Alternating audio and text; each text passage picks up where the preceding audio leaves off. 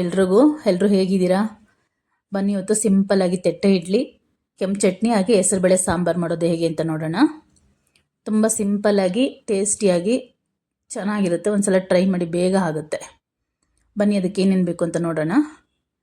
ನೋಡಿ, ಇಲ್ಲಿ ಮೊದಲಿಗೆ ನಾನು ಉದ್ದಿನಬೇಳೆ ಹಾಕ್ಕೊಳ್ತಾ ಇದ್ದೀನಿ. ನೋಡಿ, ಈ ಕಪ್ಪಲ್ಲಿ 3/4 ಕಪ್ಪು ಉದ್ದಿನಬೇಳೆ ತೊಗೊಂಡಿದ್ದೀನಿ. 3 ಕಪ್ಪು ಅಕ್ಕಿಗೆ 3/4 ಕಪ್ಪು ಉದ್ದಿನಬೇಳೆ.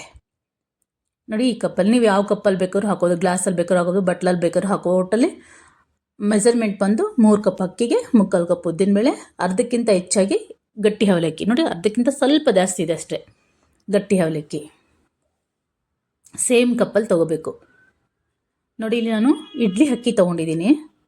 ನಿಮ್ಮ ಹತ್ರ ಇಡ್ಲಿ ಅಕ್ಕಿ ಇಲ್ಲ ಅಂದರೆ ರೇಷನ್ ಅಕ್ಕಿಲೂ ಮಾಡ್ಬೋದು, ತುಂಬ ಚೆನ್ನಾಗಿ ಬರುತ್ತೆ ರೇಷನ್ ಅಕ್ಕಿಲಿ ಕೂಡ. ನಂತರ ರೇಷನ್ ಅಕ್ಕಿ ಇರಲಿಲ್ಲ, ಹಾಗಾಗಿ ಇಡ್ಲಿ ಅಕ್ಕಿ ತೊಗೊಂಡಿದ್ದೀನಿ. ಇದು 3 ಗ್ಲಾಸ್ ತೊಗೊಂಡಿದ್ದೀನಿ.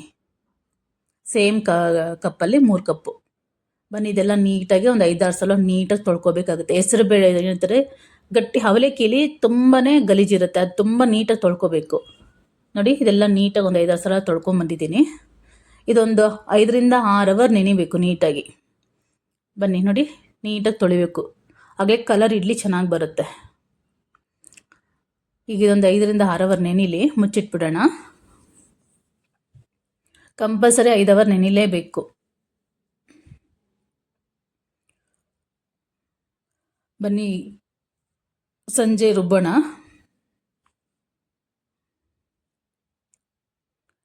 ನೋಡಿ, ಇಲ್ಲಿ ನಾನು ಉದ್ದಿನಬೇಳೆ ರುಬ್ಬಿದ್ದೀನಿ. ಆಲ್ರೆಡಿ ಅಕ್ಕಿನ ಮತ್ತು ಅವಲಕ್ಕಿ 2 ರುಬ್ಬಿಟ್ಟಿದ್ದೀನಿ. ಉದ್ದಿನಬೇಳೆ ನಿಮಗೆ ತೋರಿಸೋಣ ಅಂತ ನಾನು ಇಲ್ಲಿಟ್ಟಿದ್ದೀನಿ. ನೀವು ಉದ್ದಿನಬೇಳೆ ಹೇಗೆ ರುಬ್ಕೊಳ್ತೀರೋ ಅದ್ರ ಮೇಲೆ ಡಿಪೆಂಡು ನಿಮ್ಗೆ ಇಡ್ಲಿ ಸಾಫ್ಟಾಗಿ ಬರುತ್ತಾ ಇಲ್ವಾ ಅನ್ನೋದು. ನೋಡಿ, ಈ ರೀತಿ ನೀರಲ್ಲಿ ಹಾಕಿದ್ರೆ ಬೆಣ್ಣೆ ಥರ ಹಾಕಬೇಕು. ಸೇಮ್ ಬೆಣ್ಣೆ ಥರ ಹಗುರವಾಗಿರಬೇಕು. ಇದೇ ಹದದಲ್ಲಿ ಇರಬೇಕು. ತುಂಬ ನೀರು ಹಾಕಬಾರ್ದು, ತುಂಬ ಗಟ್ಟಿನೂ ಹಾಕಬಾರ್ದು. ಈ ಹದದಲ್ಲಿರಬೇಕು ಉದ್ದಿನಬೇಳೆ. ಆವಾಗಲೇ ನಿಮ್ಗೆ ಇಡ್ಲಿ ಚೆನ್ನಾಗಿ ಬರೋದು. ಇನ್ನೊಂದು ಸಲ ತೋರಿಸ್ತೀನಿ ನೋಡಿ. ನೀರಲ್ಲಿ ಹಾಕಿದ ತಕ್ಷಣ ಮೇಲೆ ತೇಲಿ ಬರಬೇಕು. ಎಷ್ಟು ಹಗುರವಾಗಿರುತ್ತೆ, ಎಷ್ಟು ಸಾಫ್ಟಾಗಿರುತ್ತೆ ಗೊತ್ತಾ? ಉದ್ದಿನಬೇಳೆ ಎಷ್ಟು ನೀಟಾಗಿ ರುಬ್ಕೊಳ್ತೀರೋ ಅಷ್ಟು ಚೆನ್ನಾಗಿ ನಿಮಗೆ ಇಡ್ಲಿ ಬರುತ್ತೆ. ಬನ್ನಿ, ಈಗ ನೋಡಿ, ಇಲ್ಲಿ ಕೆಂಪು ಚಟ್ನಿಗೆ ಏನೇನು ಬೇಕು ಅಂತ ನೋಡೋಣ. ಬ್ಯಾಡಗೆ ಮೆಣಸಿನ್ಕಾಯಿ, ಖಾರದ ಮೆಣಸಿನ್ಕಾಯಿ ಹುರ್ಕೋಬೇಕಾಗತ್ತೆ.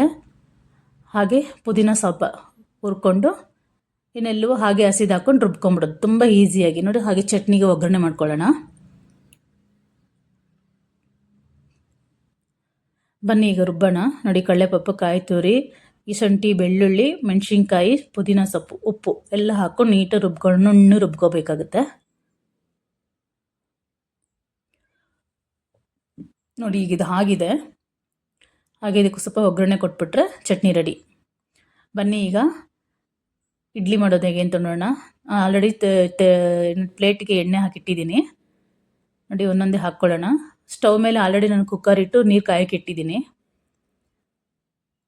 ನೀರು ಬಿಸಿಯಾಗಿದೆ. ನೋಡಿ, ಇಲ್ಲಿ ಇದರ ಮೀಡಿಯಮ್ ಫ್ಲೇಮಲ್ಲಿ 10-15 ನಿಮಿಷ ಬೇಯಿಸ್ಕೋಬೇಕಾಗುತ್ತೆ. ನೋಡಿ, ಇಲ್ಲಿ ಕುಕ್ಕರಲ್ಲಿ ಹೆಸರುಬೇಳೆ, ಅರಿಶಿನ, ಏನು ಹೇಳ್ತಾರೆ, ಹಸಿಮೆಣಸಿನ್ಕಾಯಿ, ಟೊಮೆಟೊ, ಈರುಳ್ಳಿ, ಕೊತ್ತಂಬರಿ ಸೊಪ್ಪು, ಉಪ್ಪು ಹಾಕಿ ನೀಟಾಗಿ ಬೇಯಿಸ್ಕೊಂಡು, ನೋಡಿ, ಈ ಥರ ಮಸ್ಕೊಂಡು ನೀರು ಸಾಕಾಗಲಿಲ್ಲ ಅಂದರೆ ಬಿಸಿನೀರು ಕಾಯಿಸಿಟ್ಕೊಂಡು ಹಾಕೋಬೇಕಾಗುತ್ತೆ. ಚೆನ್ನಾಗಿ ಮಳ್ಳಿಸ್ಕೊಂಡ್ರೆ ಸಾಂಬಾರು ರೆಡಿ.